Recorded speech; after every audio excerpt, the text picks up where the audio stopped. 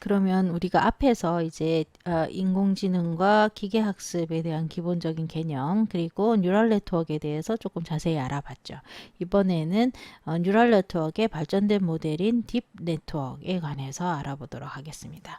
우선 첫 번째 파트로 딥 네트워크 중에서 가장 대표적인 모델인 컨볼루셔널 뉴럴 네트워크 모델에 대해서 그리고 이것이 응용되는 컴퓨터 비전 분야에 대해서 알아보도록 하겠습니다. 우선 딥러닝이 기존의 멀티레이어 퍼셉트론이라고 했었던 네트워크, 레이어드 네트워크에서 어떻게 딥러닝으로 확장됐는지 잠깐 말씀을 드리면은요. 기본적인 구조는 앞에서도 잠깐 보신 것처럼 멀티레이어 퍼셉트론이라는 멀티레이어 피드 포워드 네트워크 이런 구조였죠. 이런 구조에서 요 히든 레이어라는 파트, 요거의 레이어의 숫자가 많은 것 그거를 딥 네트워크이다 라고 부른다 라고 보시면 된다 이 말인 거죠. 그게 이제 딥 네트워크의 시작이 되겠습니다. 그런데 우리가 앞에서 잠깐 말씀드린 것처럼 여기 레이어가 하나만 있어도 우리가 원하는 어떤 형태의 함수든지 다 표현 가능하다라는 representation ability가 증명이 되어 있다라고 말씀을 드렸죠. 표현이 가능해요. 근데 왜 이거를 레이어 수를 늘리는 작업을 하게 됐느냐 하면은 표현이 레이어가 많거나 적거나 어쨌든 표현 가능한 함수는 표현 능력은 동일한데 단 표현의 이피션시 문제에 있어서 이렇게 레이어 수를 늘려주면은 좀 더 같은 뉴런의 숫자를 가지고 표현할 수 있는 함수의 형태가 더 다양해진다 이 말인 거죠. 그래서 조금 다양한 형태로 같은 뉴런을 썼을 때 같은 개수의 뉴런을 썼을 때 좀 더 다양한 표현이 가능하다라고 하는 그런 표현의 이피션시가 장점이 되겠습니다. 그런데 그러면 뭐 그냥 네트워크의 레이어 수를 늘리면은 되는 그런 단순한 작업이 왜 지금까지 잘 이루어지지 못했느냐 하면은 이렇게 레이어 수를 늘리고 나면 학습이 굉장히 어려워져요. 이 학습이라는 게 앞에서 말씀드린 것처럼 에러가 여기서 계산되면 타겟 아웃풋을 가지고 에러가 계산되면 이 에러를 백 프로퍼게이트 해가지고 학습을 한다라고 했잖아요. 그래서 에러를 이렇게 백 프로퍼게이션 거꾸로 되돌리는 과정에서 이 에러의 시그널이 점점 약해지는 일이 발생을 해요. 그래서 요 위의 레이어에 비해서 이 입력에 가까운 레이어 쪽이 학습이 굉장히 잘 안 되고 느려지고 이런 문제가 발생한다 이 말이죠. 그래서 학습이 잘 안 돼서 잘 사용이 되지 못했다가 이제 최근에 들어서 다양한 발전 요소가 생긴 거죠. 이러한 어려움을 학습이 있어서의 어려움을 극복하기 위한 방안으로 다양한 일종의 학습 전략들이 만들어졌어요. 뭐 렐루란 액티베이션 펑션을 쓴다든지 드롭아웃이나 뭐 프리트레이닝 한 다음에 파인 튜닝 한다거나 뭐 이런 여러 가지 학습이 잘 되게 만드는 여러 가지 테크닉들이 많이 개발이 됐고요. 또 그것뿐 아니라 학습을 잘 하려면은 얘가 좋은 충분한 일반화된 성능을 얻으려면 많은 양의 데이터가 필요하거든요. 근데 이 데이터를 모으는 게 옛날에는 쉽지 않았는데 지금은 인터넷을 통해서 그래도 비교적 쉽게 데이터를 모을 수가 있어서 데이터가 많이 늘어났다라는 이유도 같이 이 딥러닝이 발전한 주요 요소가 되겠고요. 그 다음에 또 한 가지가 계산하는 데 걸리는 시간, 이것은 컴퓨팅 파워에 전적으로 의존을 하겠죠. 특히나 이제 GPU 같은 거를 써가지고 이 신경망의 뉴런들이 병렬적으로 처리하는 과정을 GPU로 구현을 할 수가 있어가지고 학습 속도에 있어서 계산 속도에 있어서 굉장히 많은 단축을 이뤄냈죠. 그래서 이런 것들이 다 함께 작용을 해서 지금의 딥러닝의 성공적인 결과를 가지고 올 수 있게 됐습니다. 이렇게 해서 딥러닝이 확장이 이루어진 거다라고 보시면 되겠고요. 그럼 이제 딥 네트워크 모델들이 이제 모델이 굉장히 다양한 것이 있다라고 했는데 제일 기본적으로 맨 처음에 시작한 거는 딥 빌리프 네트워크라고 해서 뭐 레이어 구조를 가진 그런 네트워크 모델이고 학습은 이렇게 레이어 단위로 학습을 하는 뭐 그런 형태의 네트워크가 맨 처음 딥러닝 초기에 많이 나왔고요. 지금은 요거는 별로 많이 쓰이진 않고 지금 제일 많이 쓰이는 모델은 CNN이라고 하는 컨볼루셔널 뉴럴 네트워크가 되겠습니다.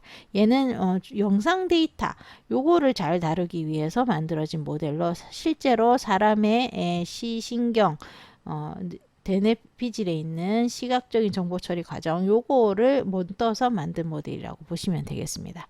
그 다음에 요거 말고 이제 앞에서 잠깐 말씀드린 리커런트 뉴럴 네트워크 쪽의 모델도 있어서 얘는 이미지 데이터보다는 시퀀셜한 데이터, 뭐 사람이 말하는 음성 시그널이나 텍스트 뭐 이런 게 다 순서가 있는 거죠. 그런 시계열 데이터에 적절한 모델로 만들어진 리커런트 뉴럴 네트워크, 그거에 발전된 모델인 LSTM 이런 것들이 있겠습니다. 그래서 이번 파트에서는 이 CNN에 대해서 알아보고요. 그 다음 다음 파트에서 RNN에 대해서 알아보도록 하겠습니다. 자, 그럼 이제 CNN, Convolutional Neural Network 구조를 좀 알아보죠. 제가 앞에서도 말씀드렸지만 뉴럴 네트워크라는 모델들을 이해를 하려면 세 가지 요소를 이해하면 된다라고 말씀드렸잖아요.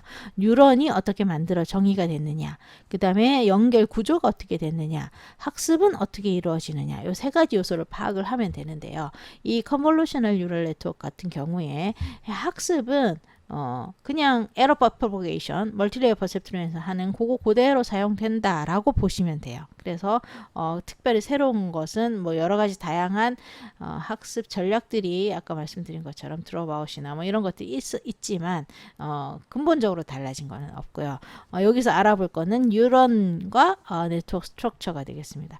일단 뉴런이 크게 세 가지 타입의 뉴런이 존재를 해요. 컨볼루션 뉴런 연산을 하는 컨볼루션 뉴런들이 레이어로 쫙 펼쳐져 있고요. 그 다음에 그 다음 단계 레이어에서 지금 여기가 컨볼루션 레이어라는 파트가 컨볼루션 연산을 하는 뉴런들이 쫙 있고요. 그 다음에 또 풀링이라는 연산을 하는 풀링 뉴런들로 모여져 있는 풀링 레이어가 있습니다.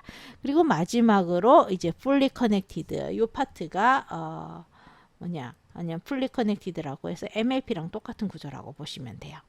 이렇게 구성이 된다 이 말이죠. 그래서 세 가지 타입의 레이어가 있고 컨볼루션 풀링 이렇게 반복이 이렇게 묶어서 반복이 되고 마지막에 fully connected 레이어가 들어있다. 이렇게 보시면 되겠습니다. 그 다음에 레이어의 구조인데요. 이거 보시다시피 지금 그 앞에서 우리가 똑같은 숫자 인식할 때도 MLP는 요거를 쫙 행별로 쫙 펼쳐서 이렇게 쭉 길게 된 뉴런들의 층으로 만들었잖아요. 그런데 컨볼루션 뉴럴 네트워크는 기본적으로 이미지를 다룬다라는 거를 전제로 하기 때문에 2D 형태의 매트릭스 형태의 입력을 받아요. 그래서 지금 여기 2D 형태 그대로 요거를 이제 이렇게 28x28 요 형태로 그대로 들어간다라고 보시면 되고요. 그 다음 컨볼루션과 풀링 레이어도 똑같이 요거를 받아서 그대로 2D 구조를 가지면서 매트릭스 구조를 가지면서 그대로 쭉 가면서 요 안에 요 플레인, 요걸 플레인이라고 얘기를 하는데요. 안에 요게 이 입력은 하나밖에 없었다라고 치면 요게 2D 이 매트릭스가 여러 개 존재하는 여러 개의 플레인을 가지는 형태로 구성이 됩니다. 이런 식으로 일단 기본 2D 구조고요. 그 다음에 조금 다른 점이 이 뉴런에서 요 뉴런으로 넘어갈 때, 요 층에서 요 층으로 넘어갈 때, 혹은 요 층에서 요 층으로 넘어갈 때 이게 fully connected 되는 것이 아니고 로컬한 커넥션을 가지면서 그 로컬 커넥션의 웨이트들이 서로 다 똑같은 값을 가지는 쉐어 형태를 가지면서 계산이 돼요. 그런 게 이제 사람의 시신경 세포들을 본떠서 만들었는데 이게 이제 CNN이 적은 수의 파라미터를 가지고도 효율적으로 잘 학습되도록 그렇게 만든 특성이 되겠습니다. 요거를 조금 자세히 살펴보면은요. 다음 페이지에 가서 이게 이제 컨볼루션 레이어에서 일어나는 연산이 되겠는데요. 지금 보시는 것처럼 여기 인풋 레이어가 있죠. 인풋 레이어가 이렇게 2D 형태로 표현이 되어 있습니다. 그리고 여기 이제 컨볼루션 레이어에 있는 하나의 뉴런이 여기 있는데요.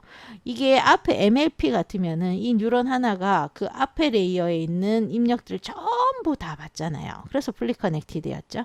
그런데 지금 같이 컨볼루션 레이어인 경우는 그게 그렇지가 않고 이 뉴런이 있으면 이 뉴런은 요거에 대응되는 어떤 작은 영역에 있는 로컬한 값만 입력으로 받아요. 그래서 이게 로컬 커넥션이 되는 거고요. 요거를 윈도우라고 보시면 돼요. 창문 같은 걸 만들어 가지고 창문을 여기다 딱 대고 여기에서만 입력을 받는다 이 말인 거죠. 그래서 계산은 어떻게 하느냐. 여기에 이제 가중치 W를 곱해서 입력과 가중치를 곱해서 여기 쫙 합으로 해서 요 Y 값이 결정된다. 이 말인 거죠. 그래서 여기 있는 요 X 값에다가 여기에 있는 요 출력값 컨볼루션 레이어의 출력값 하나를 계산을 하려면 요 입력값 X에다가 요게 가중치죠. 가중치를 딱 덧대서 이렇게 곱해 가지고 다 더한다 이 말인 거죠. 다 더해서 합을 만들어내면 얘의 합이 만들어집니다. 요런 거를 컨볼루션 오퍼레이션이라고 얘기를 해요. 여기 이제 뉴런 하나가 만들어졌죠. 그 다음 뉴런은 어떻게 하느냐. 똑같은 요 윈도우, 이 가중치 윈도우를요. 가중치 이거를 필터라고 부릅니다. 이 가중치 필터를 똑같은 거를 그 다음에 다시 똑같이 덧대요. 그래서 지금 보시면 요 W가 여기에 요렇게 연결이 된다 이 말인 거죠. 그래서 요게 다시 이렇게 곱해져 가지고 그 다음 뉴런 값이 결정된다 이 말이죠. 그래서 결국 웨이트가 쉐어링이 된다 이 말인 거죠. 요 뉴런을 계산할 때 쓰이는 웨이트나 요 뉴런을 계산할 때 쓰이는 웨이트는 요거 하나로 딱 고정이 된다 이 말인 거죠. 그래서 이거를 필터라고 얘기를 하는 거예요.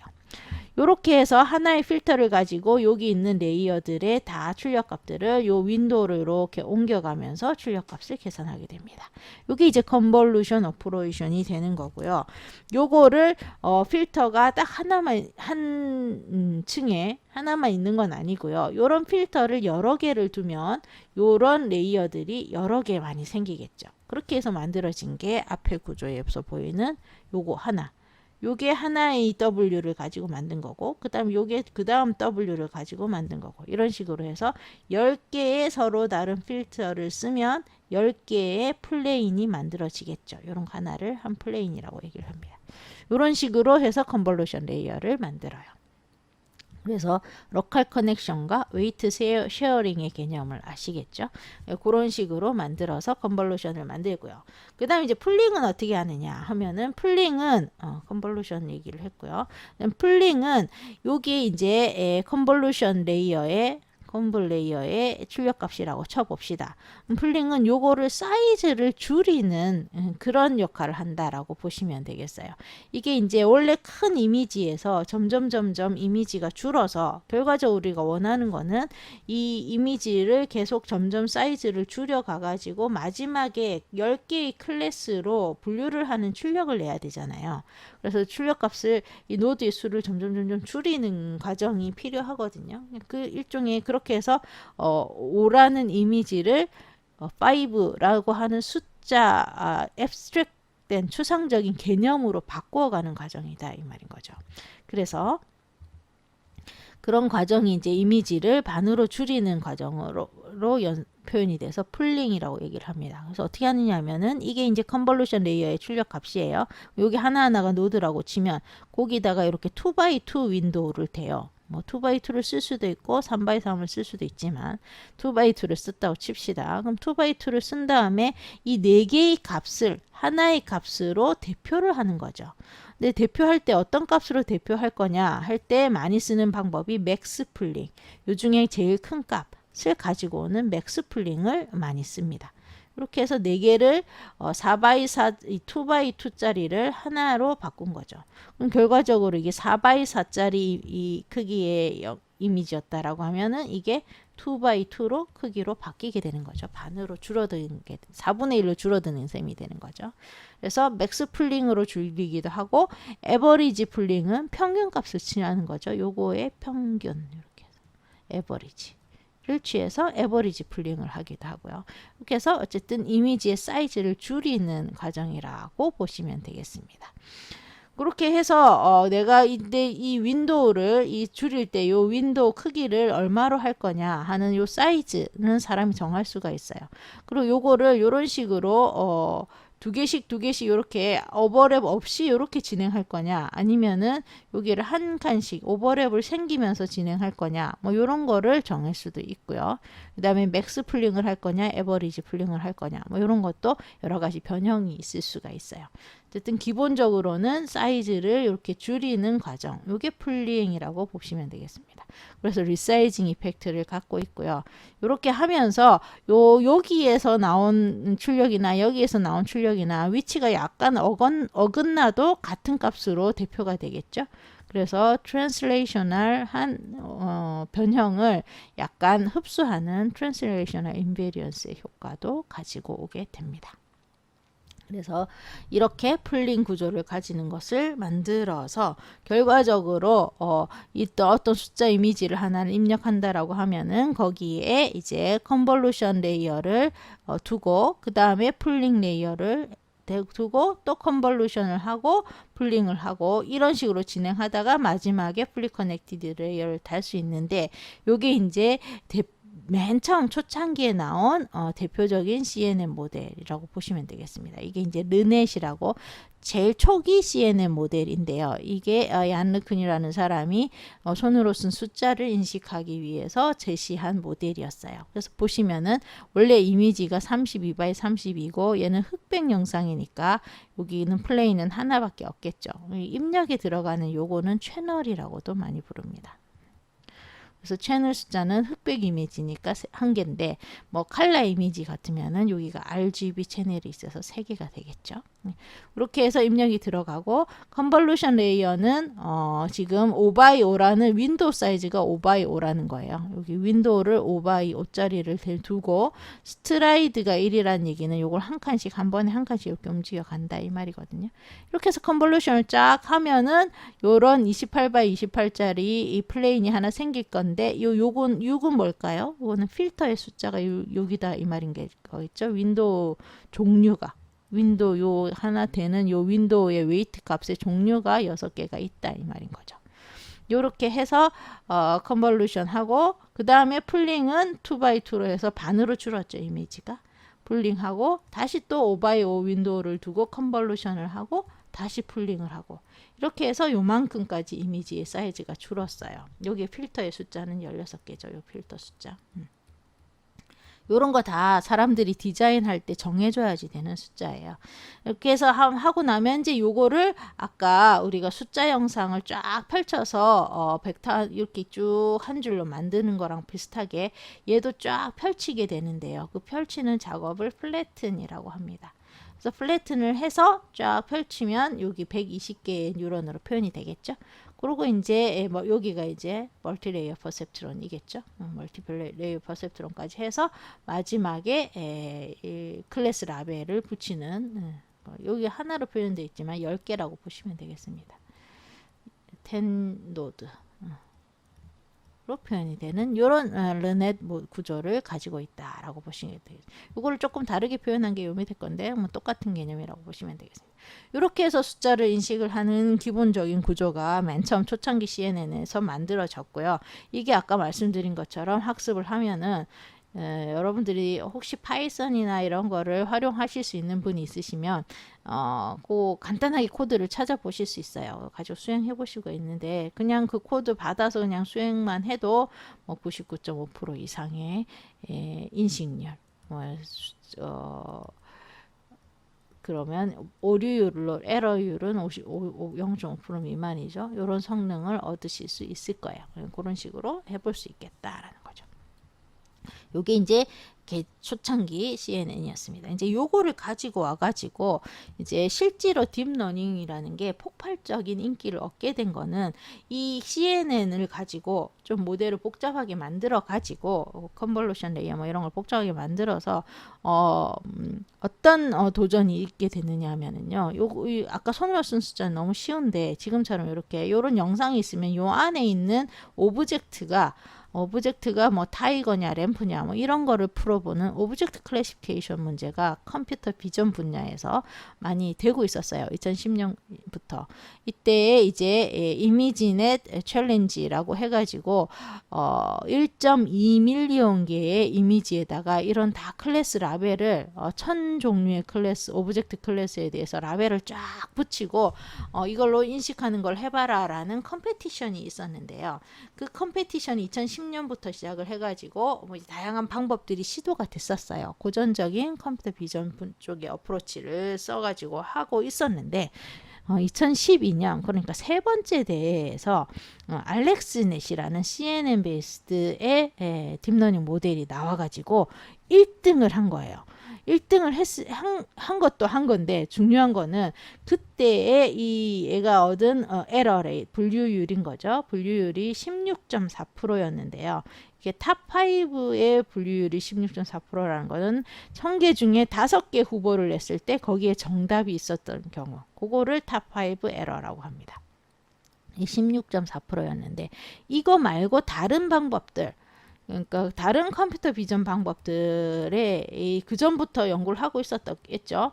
메소드 들의 성능이 약 27, 8%였어요. 왜 오류였어요. 오류가 요 정도였는데 이거를 16.4%를 줬으니까 거의 반으로 확 줄였잖아요. 그래서 사람들이 다 깜짝 놀란 거죠. 아니 이렇게 잘할 수가 라고. 이 정도는 거의 넘을 수 없는 벽이다 라고 생각했었는데 굉장히 좋은 성능을 보인 거죠.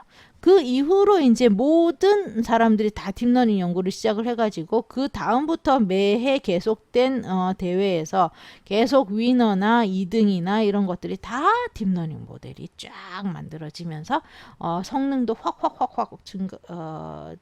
개선이 됐죠. 그래서 16.4% 에러에서 3.57% 정도 수준까지 갔어요. 더 이상은 뭐 그 이후에도 조금 있었는데 더 이상 뭐 연구가 시들해진 거는 요게 이제 사람이랑 거의 비슷한 수준이었어요. 요 문제에 대해서 사람도 오류를 요 정도 만들어내기 때문에 그래서 그 다음부터는 이제 좀 더 다른 문제로 연구하는 사람들은 더 어려운 문제를 풀려고 도전하기 시작을 했죠. 그래서 요거를 잠깐 보여드리면요. 요게 이제 2012년에 위너가 제시한 그 CNN의 구조예요. 보시면은 여기 원래 인풋이 224바이 224짜리 이미지고 RGB니까 3채널이 있거든요. 3개의 채널. 요게 인풋인 거고요. 요게 들어가면서 여기 컨볼루션 있고 맥스 풀링이 있고 또 맥스 풀링이 있고 그 다음에 컨볼루션 블럭이 있고 또 맥스 풀링해서 다시 컨볼루션이 이루어지고 뭐 이런 식으로 5개의 컨볼루션 블럭이 있다고 보시면 되겠어요. 여기 컨볼루션 레이어라고 하는 거는 컨볼루션 플러스 맥스 풀링까지 포함한다라고 보시면 돼요. 그래서 이렇게 있고 그 다음에 마지막에 풀리 커넥티드 레이어가 있는 이런 구조가 되겠습니다. 아까 르넷보다는 많이 복잡해졌죠. 지금 보시면 이런 필터의 숫자도 190 몇 개씩 있으니까 굉장히 더 르넷보다는 훨씬 복잡한 구조죠. 그래서 이걸 가지고 학습을 해가지고 1등을 했는데 1등이 아까 16.5% 에러라고 했잖아요. 이게 어느 수준이냐라는 걸 예제를 지금 보여드리고 있는데요. 여기에 이런 영상을 주고 이 신경망이 답을 냈어요. 이렇게 5개 후보를 내요. 캔디딧을 냈을 때 거기에 정답이 있으면은 요 빨간색이 정답이거든요. 정답. 요게 correct answer인데 요게 정답이 있으면은 맞는 걸로. 이렇게 정답이 없으면은 빨간색이 지금 없죠? 빨간색 정답이 없으면은 틀린 걸로 이렇게 판단을 해서 16.5%예요. 근데 그 결과를 한번 보시면 지금 요게 이런 영상 이 전체에 지금 얘가 답이 마이트인데 요게 구스티기에 이렇게 띡 있어도 맞춘 거죠. 여기에서 요 막대 그래프의 크기는 이 신경망이 낸 컨피던스라고 보시면 내가 이 답을 내긴 했는데 얼마나 신뢰할 수 있느냐 하는 거를 신뢰도 정도를 같이 준다 이 말이죠. 그래서 신뢰도 확신도가 별로 많지는 않지만 어쨌든 정답을 맞춘 거죠. 이렇게 조그맣게 구석튀기에 있어도 맞출 수 있고요. 그 다음에 이거 볼까요? 이거는 정답이 레오파드예요. 레오파드가 1등으로 맞춘 답이죠. 근데 2등, 3등의 답을 보시면 제규어, 치타 이런 게 2등, 3등의 답이에요. 여러분들 치타랑 레오파드의 차이를 아시나요? 제가 여러 번 강의를 했지만 아는 분을 한 번도 못 봤는데 여러분들은 혹시 아시는 분이 있을지 모르겠네요. 어쨌든 지금 정답이 이렇게 사람도 헷갈리는 경우에도 정답을 잘 맞춘다 이 말인 거죠. 지금 이거 같은 경우는 얘가 틀린 케이스인데요. 정답은 체리였어요. 그런데 얘가 낸 1등 답이 뭐였냐? 달마시안이었어요. 달마시안도 사실 있잖아요. 근데 이게 이제 사람이 라벨을 붙이다 보니까 어떤 사람이 체리라고 정답 라벨을 붙여놓은 셈인 거죠. 근데 달마시안도 충분히 정답이라고 할 수 있겠죠. 그럼에도 불구하고 요거는 16.5%요 에러에 해당되는 거예요. 이런 식으로 지금도 이것도 보시면 이것도 얘가 틀린 케이스인데 정답은 마다가스카르 캣이에요. 근데 얘가 낸 답은 스코럴 멍키라고 해서 아주 비슷한 답을 냈죠. 이런 식으로 해서 16.5%니까 굉장히 잘하는 케이스가 되는 거죠. 그래서 사람들이 굉장히 놀랐다 이 말이죠. 이 당시에 이 연구를 하는 사람들이. 그 이후에 이제 알렉스 넷들이 모델들이 이렇게 개선되면서 다양한 모델들이 만들어지기 시작했어요. 그 중에 하나가 이제 2014년도에 2014년도에 위너를 한 모델이 VGG19이라고 하는 모델인데요. 여기 알렉스 렛 구조가 이렇게 생겼었다라고 하면은 VGG는 이 컨볼루션과 풀링을 이렇게 훨씬 더 많이 넣어가지고 요 정도만큼의 19이니까 지금 이건 VGG13인가요? 이런 레이어를 쭉 넣어가지고 다양한 모델을 만들었어요. 그래서 이런 레이어가 19개 있는 거를 VGG19, 뭐 13개 있는 거는 VGG13, 뭐 이런 식으로 모델들을 만들어가지고 2014년도에 2등을 한 모델이고요. 근데 2등 했는데 이거를 왜 소개를 해드리느냐 하면은 이게 실제로 응용할 때는 제일 많이 쓰는 모델이에요. 이 모델이 이 이미지넷 데이터라고 하는 1.2밀리언 개의 큰 데이터 요거를 잘 학습해가지고 학습한 웨이트까지 퍼블릭하게 제공을 해주거든요. 그래서 사람들이 가져다가 쓰기 좋게 만들어져 있어요. 그래서 많은 사람들이 가져다가 자기 문제를 풀 때 활용을 하기 때문에 그래서 유명한 모델이 되겠습니다. 그래서 VGG 모델이 있고요. 그 다음에 같은 해에 나온 걸로 사실 위너는 구글렛이라는 모델인데요. 구글에서 만든 모델이겠죠. 르넷을 확장시켜서 만들었다고 해서 구글렛 이렇게 표현을 합니다. 구글렛은 인셉션 모델이라고 하는 좀 복잡한 모델을 요 안에 가지고 있어요. 근데 얘는 이렇게 약간 안에 내부를 복잡하게 함으로써 알렉스넷보다 사실 파라미터의 숫자는 훨씬 더 많이 줄인 그런 구조가 되겠거든요. 이런 구조를 해서 또 2014년에 승자가 됐고요. 그 다음 해에 나온 레지듀얼렛이라는 거는 지금 보시는 게 아까 10몇 개 정도의 레이어를 가지고 있었잖아요. VGG나 뭐 이런 애들이. 근데 레지듀얼렛부터는 레이어 수가 훨씬 많이 늘어나요. 기본 34개에서 152개까지 이것도 레이어 숫자마다 버전이 조금 다른데요. 152개 레이어까지 쭉 가서 얘가 이제 15년에 1등을 했어요. 근데 이게 레이어만 그냥 늘리면은 학습이 잘 되냐 하면은 그거는 아니고요.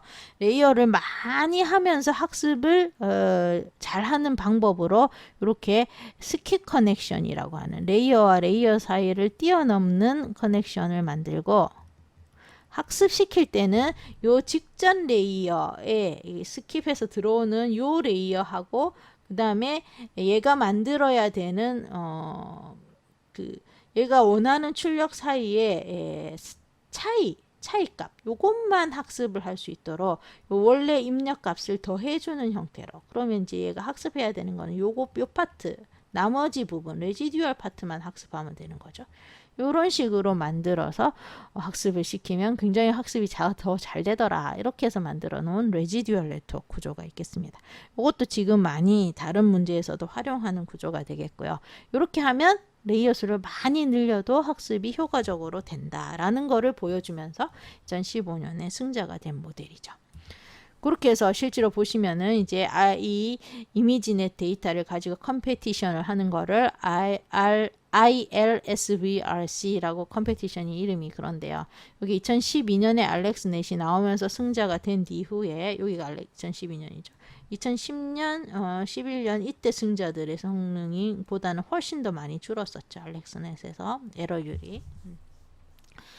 그렇게 된 이후에 그 다음에 해를 거듭하면서 이제 성능이 확 줄면서 레이어의 숫자는 처음에 8개부터 시작해서 레지듀얼렛에 152개까지, 여기 152개예요. 152개까지 확 늘어나면서 이제 훨씬 더 복잡한 모델들이 만들어졌고요. 지금 사용하는 네트워크들은 이것보다 더 많은 복잡한 구조들도 많이 활용되고 있습니다. 이런 식으로 해서 기본적으로 이미지 안에 들어있는 오브젝트를 인식하는 오브젝트 레코그니션 연구가 돼 있었고요. 요거를 이제 더 확장시켜서 이제 무엇을 하겠다라고 했느냐 하면 이 오브젝트를 단순히 인식하는 게 아니고 이 안에 들어있는 여러 개의 오브젝트를 인식하면서 같이 그 위치도 디텍션을 하는, 위치에 정확히 어디에 있는지 로컬라이제이션도 하고 여러 개도 디텍션도 하고 이런 문제로 확장한 연구들이 또 진행이 됐죠. 그거의 이제 대표적인 예는 기본적으로는 이렇게 쫙 윈도우를 스캔하면서 오브젝트를 인식하면 되겠지만 이렇게 하면 너무 시간이 많이 걸릴 거잖아요. 그래서 이렇게 안 하고 이제 개발돼서 많이 쓰이는 모델이 뭐냐면 YOLO라고 하는 모델이 있겠습니다. 이게 이제 오브젝트 디텍션에 제일 많이 쓰이는 모델인데요. 얘는 이 영상이 하나가 주어지면 이 영상 안에 있는 이 오브젝트들을 다 라벨을 붙여가지고 바운딩 박스도 라벨 붙여서 요거를 아웃풋으로 줘요. 타겟 아웃풋으로 만들어서 준다 이 말이죠.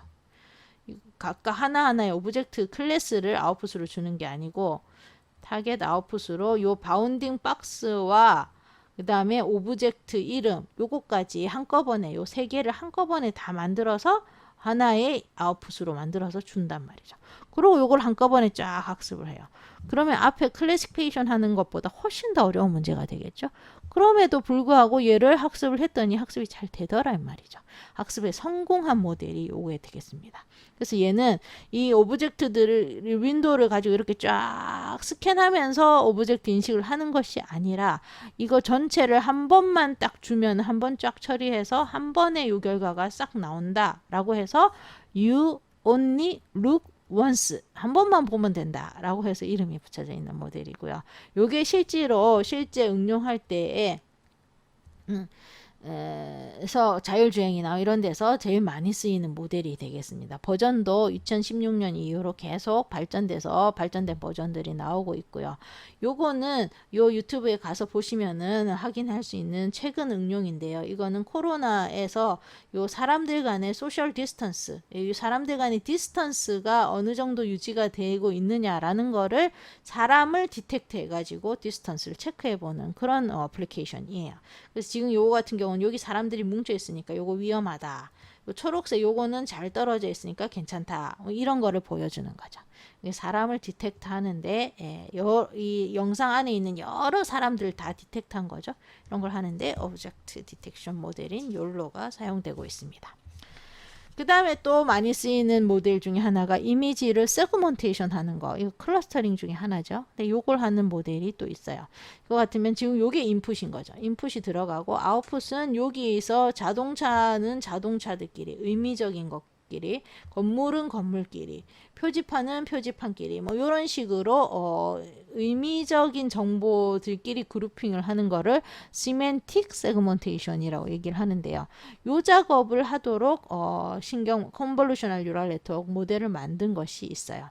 요거는 앞에 거랑 차이가 뭐냐면 인풋도 이미지죠. 인풋도 이미지고 아웃풋도 시멘틱 세그먼테이션이 됐지만 어쨌든 이미지 형태예요. 클래스 라벨이 아니고 이미지가 나와야 된다 이 말인 거죠. 그래서 이미지를 받아서 이미지를 낼 수 있는 구조를 CNN으로 만들었고요. 그거를 UNet이라고 대표적인 모델이 UNet이 되겠습니다. 그러니까 차이는 여기도 이미지가 2D 이미지가 들어가는 거고 이거 컨볼루션을 하면서 쭉쭉쭉쭉 줄어들겠죠. 줄어드는 인코딩 파트가 있고요. 그다음에 이거를 디코딩 해가지고 여기가 디코딩인 거죠. 인코딩 그 다음에 여기가 디코딩. 디코딩을 해가지고 다시 이미지로 복구를 하는 거죠. 근데 단 원래 이미지가 아니고 시멘틱된 정보를 갖고 있는 이미지입니다. 시멘틱 세그먼티드 된 이미지 정보. 이런 식으로 만들어내는 구조로 얘는 활용이 어디가 쓰이느냐 하면 이런 의료 영상을 가지고 오면 이게 치아 영상인데요. 치아의 재질별로 이렇게 세그멘테이션을 한다든지 세포 영상이 있으면은 그거에 세포만을 따로 떼낸다든지 뭐 이런 것들을 하는 응용에 사용되는 CNN 구조가 되겠습니다. 그 다음에 이제 마지막으로 하나만 더 알아볼 것이 이제 이미지를 인식하고 분석하고 이러는 거를 넘어서서 이미지를 만들어내자라고 하는 게 이미지 제너레이션이 되겠고요. 여기에 사용되는 모델이 GAN이라는 모델이 되겠습니다. Generative Adversarial Network. 그래서 여기서는 랜덤 인풋이 들어가요. 아무거나 정규분포 그냥 화이트 노이즈 같은 인풋을 집어넣으면 얘가 이미지를 만들어낸다 이 말인 거죠. 이미지를 만들어내는 게 목적이 되겠습니다. 근데 이제 예를 들어서 그러면은 뭐 인풋은 랜덤한 게 들어갈 수도 있는데 예를 들어서 이런 인풋을 넣어준다라고 하면은 이게 이제 제대로 된 사진 이미지가 나온다든지 흑백이 들어가면은 노란색 컬러 영상이 나온다든지 뭐 이런 스케치가 들어가면 진짜 사진이 나온다든지 이런 식으로 이미지를 제너레이트 한다 이 말인 거죠. 근데 여기서의 문제는 이런 제너레이트된 이미지가 정답이 뭐냐라는 걸 정답을 주기가 힘들잖아요. 그래서 어떻게 하느냐 하면은 여기서는 제너레이터와 디스크리미네이터의 두 개의 네트워크가 서로 쌍대적으로 경쟁하면서 학습하는 그런 구조를 가지고 있어요. 그래서 제너레이터인 경우는 좋은 실제 이미지에 가까운 이미지를 만들어내는 게 제너레이터의 목적이고요. 디스크리미네이터는 이 만들어낸 이 이미지가 실제 이미지냐 아니면 얘가 만든 페이크 이미지냐를 구분하는 목적을 가진 게 디스크리미네이터예요. 그러니까 제너레이터는 랜덤 이미지를 잘 만들어서 이 디스크리미네이터를 속여야지 되는 거죠. 얘는 디스크리미네이터를 속이도록 학습하는 거고 디스크리미네이터는 얘를 속이는 거를 잘 알아맞추도록 학습하는 거. 그래서 일종의 경쟁이 생기는 거죠.